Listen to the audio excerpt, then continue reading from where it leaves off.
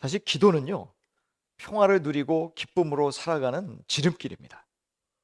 그래서 우리가 기도를 하게 되면 나도 모르게 마음이 편안해지고 평안을 누리게 되고, 그리고 미소가 저절로 짓게 되는, 기도라는 게 참 신비해요. 그래서 사도 바울은 기쁨을 얘기하고 그 다음에 기도로 이것을 연결하고 있다라는 것이죠. 기도하는 사람이 참 평안과 기쁨을 누리는 사람이다. 첫 번째, 사도 바울이 무슨 얘기를 하냐면은 아무것도 염려하지 말고 기도하라고 합니다. 기도하라 하는 것은 명령이거든요. 항상 명령은 내가 해도 되고 안 해도 되는 게 아니에요. 반드시 해야 되는 거죠. 그러니까 기도하는데, 기도하는 명령을 받았어요. 어떻게 기도하냐? 아무것도 염려하지 말고 기도해라 라고 합니다. 여기서 아무것도라는 말은 nothing입니다. nothing. 그리고 뒤에 보면 모든 것, 모든 일을 in everything이죠. nothing과 everything이 서로 이렇게 대조가 되어 있어요. 그 다음에 염려와 기도, worry와 prayer가 서로 대조가 되어 있습니다. 기도할 때 아무것도 염려하지 말라. 이 nothing이 강조되어 있어요. 맨 앞에 나와 있어요. 아무것도 염려하지 마라. 현재 명령입니다. 이게 무슨 의미냐면은 걱정하지 않는 걸 습관으로 삼으십시오, 이 얘기입니다. 그러니까 한 번만 걱정 안 하고 끝나는 게 아니고 우리의 삶 전체가 걱정이 worry free, 우리는 걱정 없이 살아가는 사람이 되자라는 그런 말이죠. 우리 걱정을 하는 거, 염려하는 것은 나쁜 습관입니다. 아셨죠? 이제 염려, 걱정하는 것은 나쁜 습관이다, 그렇게 아시고, 염려와 걱정을 왠지 폼 잡고 또 이 가을에 그것을 끌어안고 계시는 분은 다 오늘 이 동산을 내려갈 때 다 여기다가 놓고 가시기 바랍니다. 염려와 걱정과 근심은 다 놓고 가세요. 사도 바울이 이렇게 아무것도 염려하지 말라 그런다. 근데 예수님이 또 그 말씀하셨잖아요. 여러분 마태복음 6장에 가보면 안 찾으셔도 되는데요, 예수님이 뭐라고 말씀하셨냐면은 6장 25절에 그러므로 내가 너에게 말한다. 목숨을 부지하려고 무엇을 먹을까 또는 음식을 마실까 걱정하지 말고 몸을 감싸려고 무엇을 입을까 걱정하지 말아라. 목숨이 음식보다 소중하지 아니하냐? 몸이 옷보다 소중하지 아니하냐? 걱정하지 말라 그러셨어요. 27절에 누가 걱정을 해서 자기 수명을 한순간인들 누릴 수 있냐? 이게 개역 성경에는 키를 한 자나 더 할 수 있느냐, 그렇게 되어 있습니다만, 이게 너희 생명을 조금이라도 더 누릴 수 있냐? 걱정한다고 그게 돼?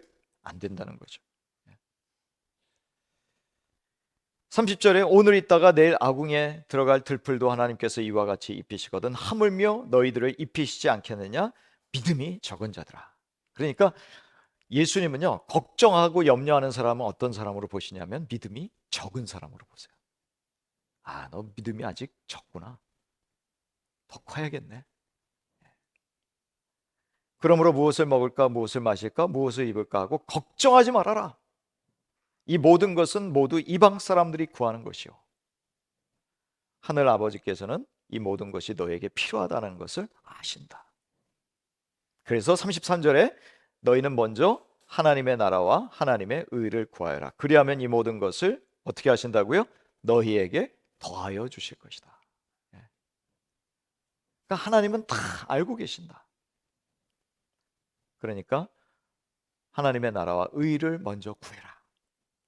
그리하면 나머지는 너희에게 더하여 주실 것이다. 34절 그러므로 내일 일을 걱정하지 말아라. 내일 걱정은 내일이 맡아서 할 것이다. 한날의 괴로움은 그날 겪는 것으로 족하다.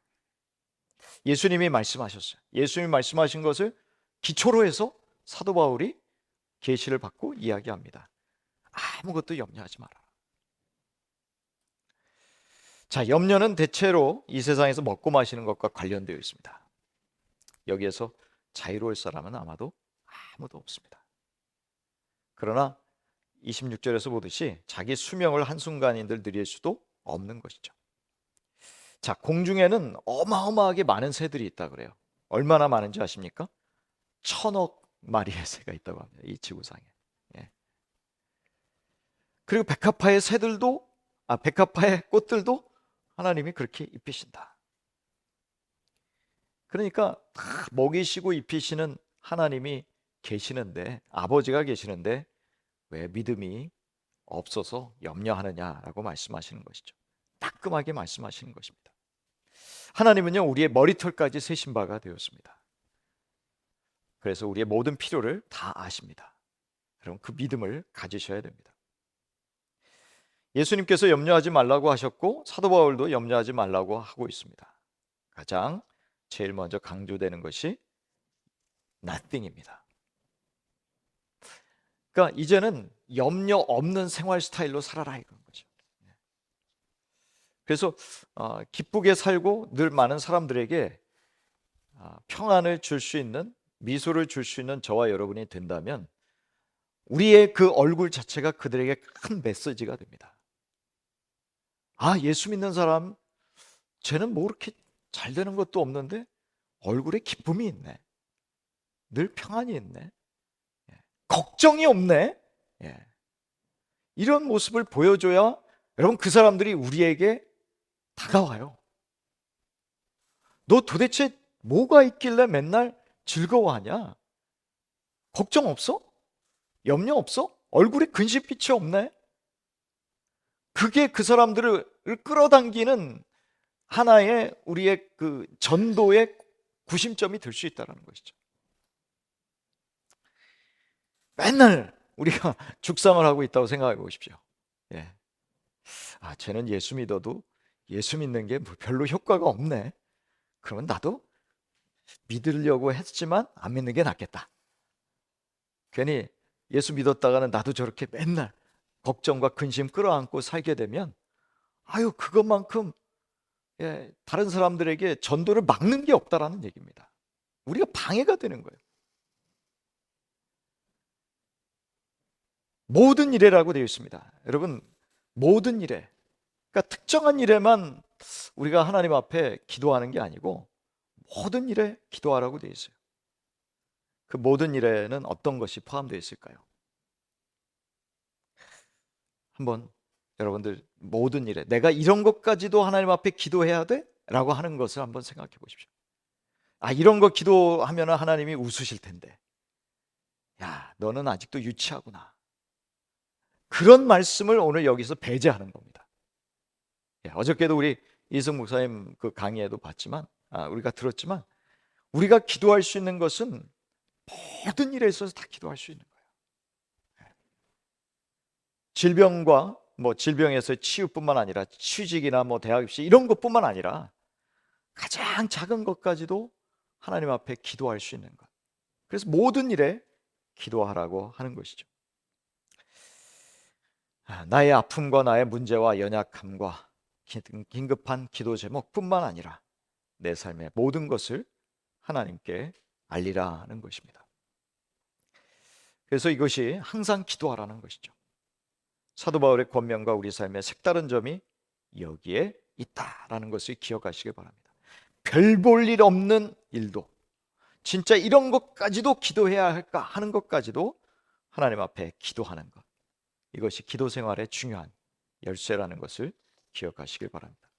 자, 여기서 기도라는 것은요 뭐냐면은 하나님과의 교제고 상담입니다. 어제 우리 기도를 배우면서 저는 좋았어요, 개인적으로. 왜냐하면 우리가 이렇게 기도에 대해서 진짜 같이 실습할 수 있다는 게 너무 좋았어요. 그래서 저는 이런 생각했어요. 오면서, 차 타고 오면서 우리 토요일마다 주기도문 갖고 계속 기도 실습하면 좋겠다. 다른 날은 개인 기도 하지만 토요일 날은 기도 좀 우리 하늘에 계신 우리 아버지요 하고, 또 우리가 같이 묵상하면서 또 하나님 앞에 그 주기도문 갖고 기도하는 것, 얼마나 좋겠는가. 그런데 우리가 기도하다 보면 간구하고 싶은 마음이 생긴다는 거예요. 기도가 어떻게 보면 하나님과 나와의 어떤 대화, 막힘없는 상담, 하나님과의 내가 소통, 이런 것이라고 생각한다면, 그러면 점점 기도하다 보면은 꼭 나한테 하나 꽂히는 게 있어요. 여러분, 그걸 붙들고 기도하는 게 뭐가 되느냐? 간구가 되는 겁니다. 하나님, 내가 이렇게 기도하다 보니까 제가 이 기도를 집중적으로 하고 싶네요. 내 마음이 계속, 이거는 이제 성령님이 주시는 마음이라고 저는 생각해요. 내 마음속에서 자꾸 그 기도를 하고 싶은 마음이 생겨요. 그럼 뭡니까? 그 마음을 멈추지 말고 계속 그 기도를 붙잡고 하는 거예요. 그게 간구가 되는 거예요. 그것을 간청함으로 하나님께 올려드리는 것입니다. 그런 간구가 있으면요, 가장 어떻게 보면 기도하고 싶은 것들이 있다면 아마 여러분들은 평소에도 기도할 것입니다. 길에 가면서도 기도할 것이고, 운전하면서도 기도할 것이고. 그래서 에베소서 6장 18절에 보면 모든 기도와 간구로 하되 무시로라고 되어 있는데, 이제 세번역 성경은 항상 성령 안에서 기도하고라고 되어 있습니다. 그래서 우리는 항상 기도해야 돼요. 너희들의 구할 것들은 모든 것들을 다 포함하고 있는 것들입니다. 그러니까 하나님 앞에 구할 것들을 간절하게 아뢰는 것이죠. 그런데 여기에 뭐라고 되어 있냐면 너희 구할 것을 하나님께 아뢰라, 그렇게 되어 있죠. 근데 이게 어떤 표현으로 되어 있냐면은 수동태로 되어 있어요. 그러니까 너희 구할 것들을 하나님께 알려지게 해라. 그러니까 계속해서 하나님께 내가 그것을 말씀드려서 하나님은 그것을 알게 해주셔야 된다는 거예요. 물론 하나님이 알고 계시지만 사도 바울이 이야기하는 기도의 중요한 원리 중에 하나는 그럼에도 불구하고, 하나님이 아심에도 불구하고 내가 계속 그분이 나의 기도와 간구가 무엇인지를 알려드려야 된다는 거예요. 그래서 어저께 에스겔 36장 37절의 말씀 우리가 봤습니다만, 그게 무슨 말입니까? 하나님께서 이미 구원해 주시고 은혜 베풀어 주실 거예요. 포로에서 돌아오게 하실 거예요. 알아요. 그럼에도 불구하고 하나님의 계획이 있음이 알매도 불구하고 그럼에도 어떻게 해요? 기도하라는 거예요. 하나님께 계속 알려지게 해야 된다라는 것이죠. 주의해야 될 것은 하나님께 알려지게 해야지 자꾸 사람에게 알려지게 할 필요는 없다라는 것입니다. 왜냐하면 사람에게 자꾸 알게 하면 그 사람이 가만히 있질 않아요. 다른 사람에게도 얘기를 해요. 여러분들이 그렇다는 얘기가 아니라, 왜냐하면 나도 일부러 그런 건 아니지만 자칫 이야기하다가 갑자기 그분의 기도 제목이 누설돼 버렸어요. 그럼 누군가가 들어서 그 기도 제목을 알았다 그러면 얼마나 기분 나쁘겠어요. 내 비밀이 누설됐는데.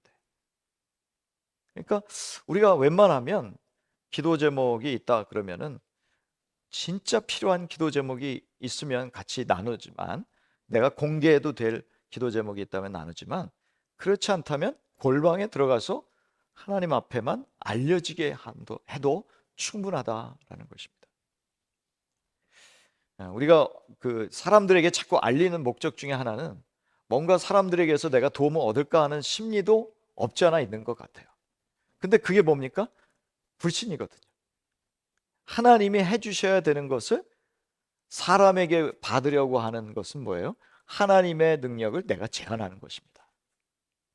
그렇기 때문에 오히려 더 하나님께서 주실 것만 바란다면 사람들에게 말하지 말고 하나님께만 기도하는 습관을 기르십시오. 골방에서 기도하는 습관을 들이시라는 것이죠.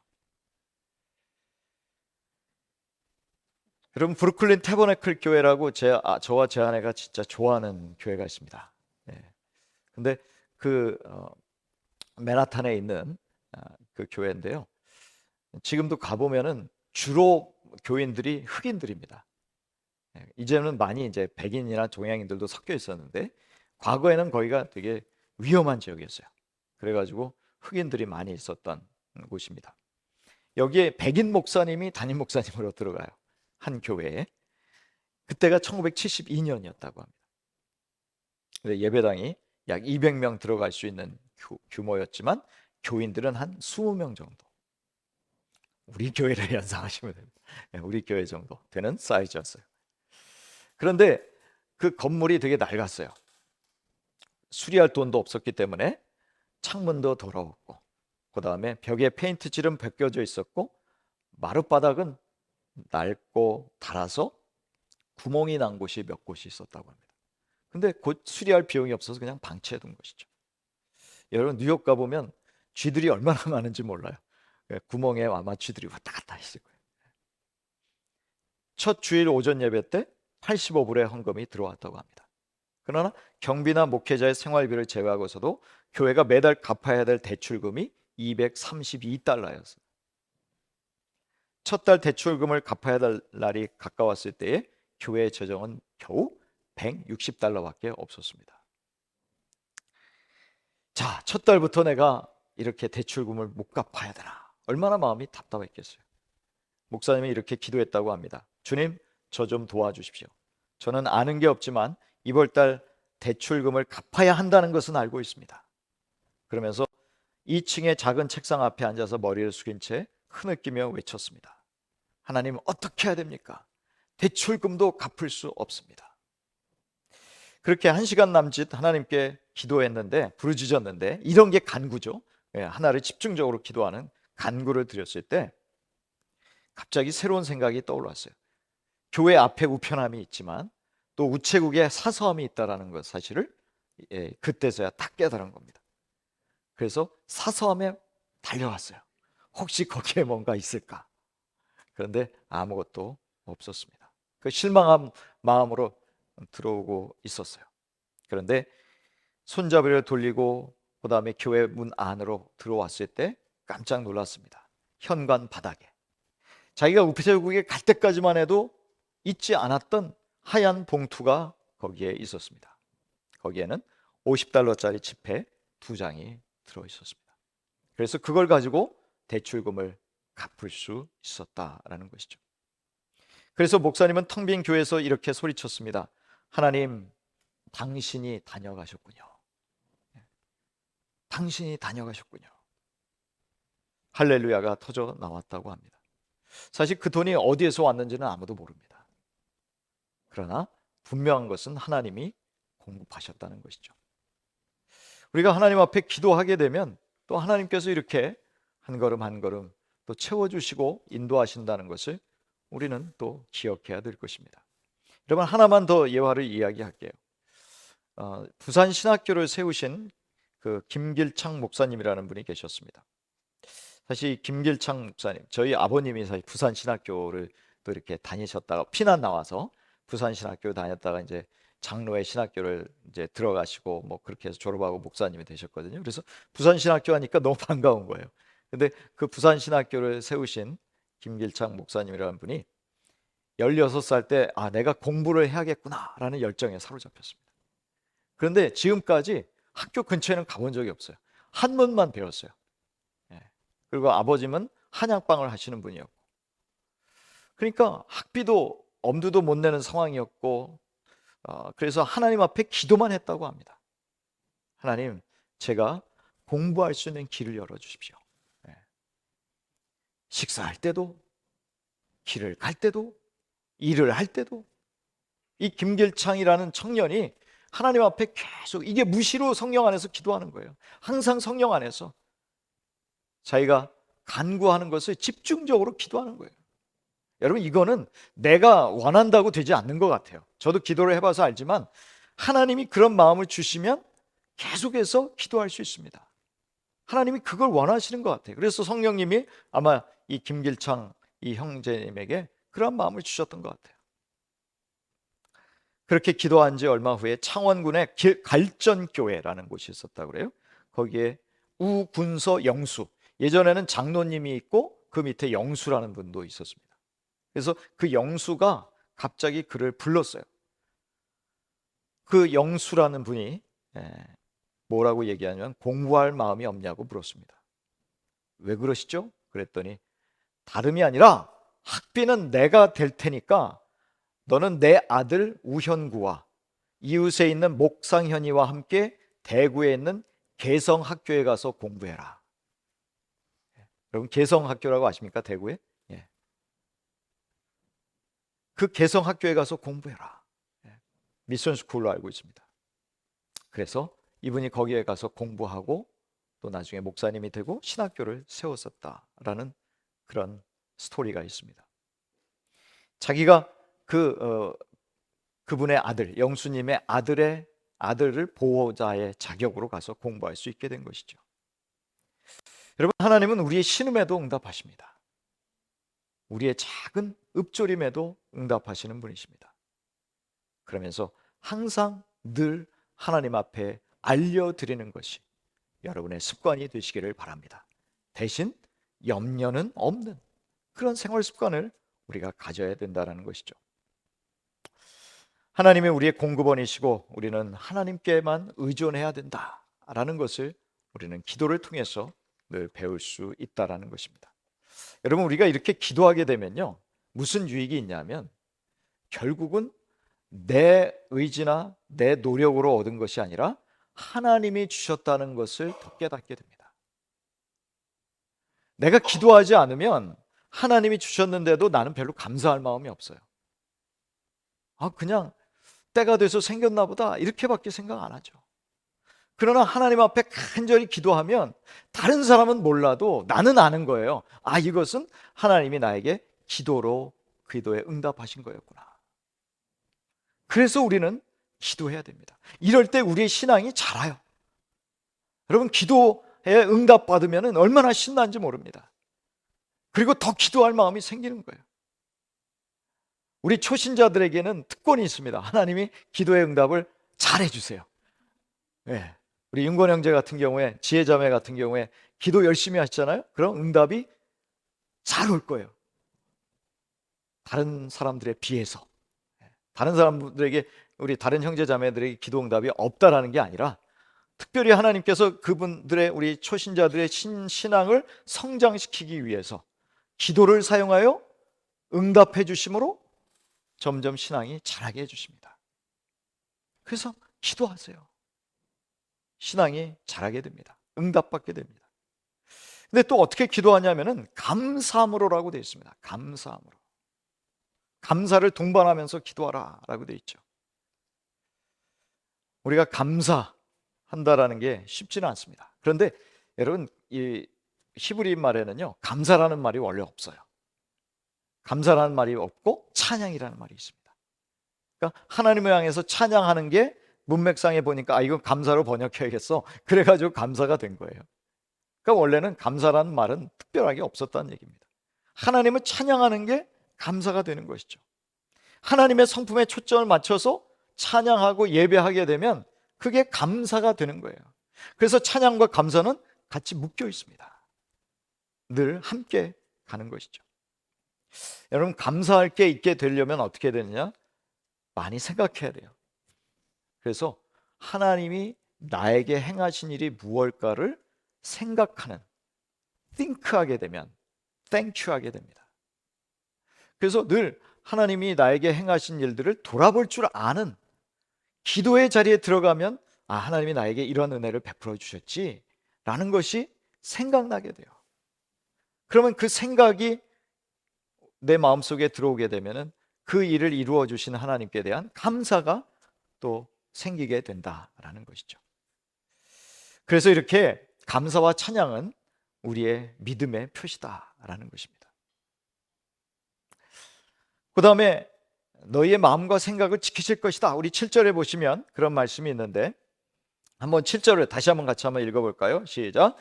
그리하면 사람의 헤아림을 뛰어넘는 하나님의 평가가 여러분의 마음과 생각을 그리스도 예수 안에서 지켜줄 것입니다. 무엇이 우리를 지켜준다고 얘기합니까? 하나님의 평화가 지켜준다라고 얘기합니다. 가장 큰 기도의 응답은 여러분 평화입니다. 우리 마음속에 평안이 넘쳐날 때 하나님이 내 기도에 응답하셨구나 라는 것을 깨닫게 됩니다. 한번 깊이 기도해 보십시오.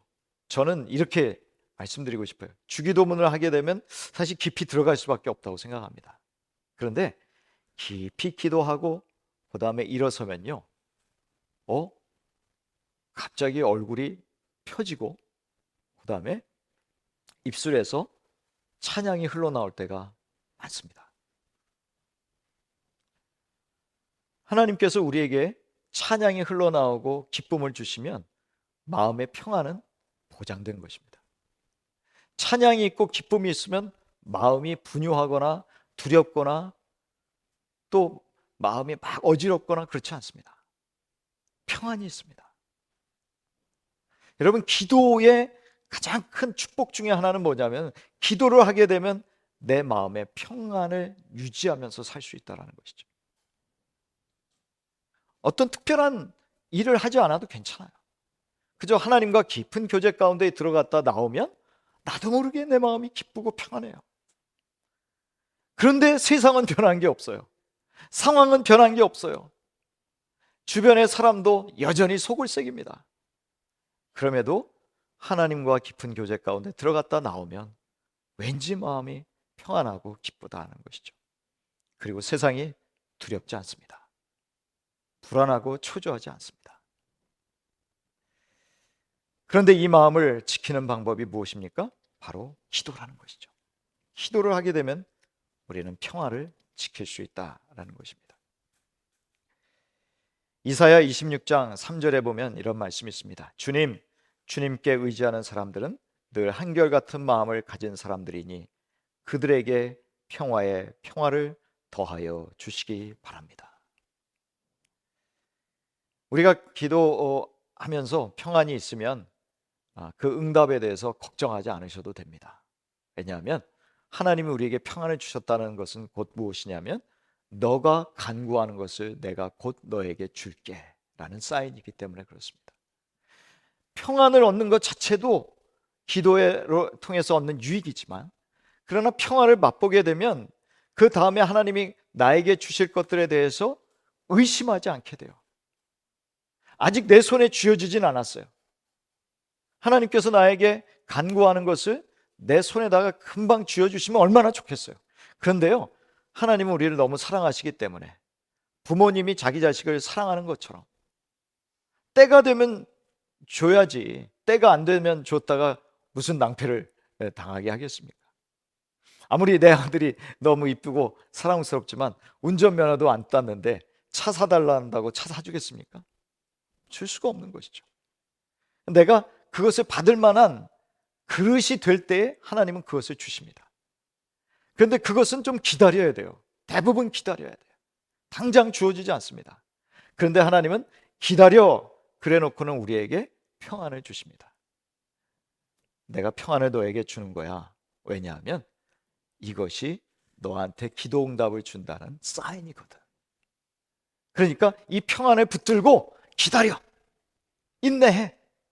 그러면 반드시 또한 너가 그릇이 되고 줄 때가 되면 내가 너에게 기도에 응답해 줄게 라고 하나님께서 우리에게 주시는 사인이 바로 이 평화라는 것이죠. 자, 말씀을 맺겠습니다. 기도는요, 우리를 견고하게 붙드는 은혜의 도구이고, 이 기도를 통해서 새로운 차원의 삶을 살아가게 됩니다. 여러분, 가정을 사랑하십니까? 그렇다면 감사함으로 기도와 간구를 올려드리시기를 바랍니다. 기도와 간구가 습관이 되게 하십시오. 이 기도와 간구로 감사함으로 하나님께 아뢰는 것은 우리가 주 앞에 평강과 참 기쁨을 누릴 수 있는 놀라운 길임을 알아야 합니다. 기도 응답으로 보증으로 주시는 평강을 누리는 축복을 어떻게 누릴 수 있겠습니까? 습관을 들여야 합니다. 기도와 간구로 우리 구할 것을 감사함으로 알려드리는 습관, 바로 그것이 우리의 마음과 생각을 지켜주시는 놀라운 평강을 누리게 되는 길임을 기억하고 은혜의 보좌 앞에 담대하게 쉬지 않고 나아가시는 여러분이 되시기를 간절히 축복합니다.